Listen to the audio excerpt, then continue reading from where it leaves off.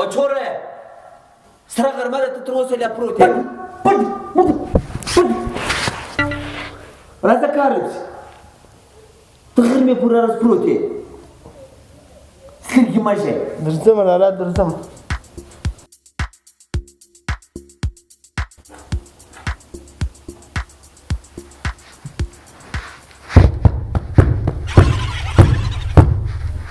ګستاله راځه زه نه سپورت کېده بیا به راځه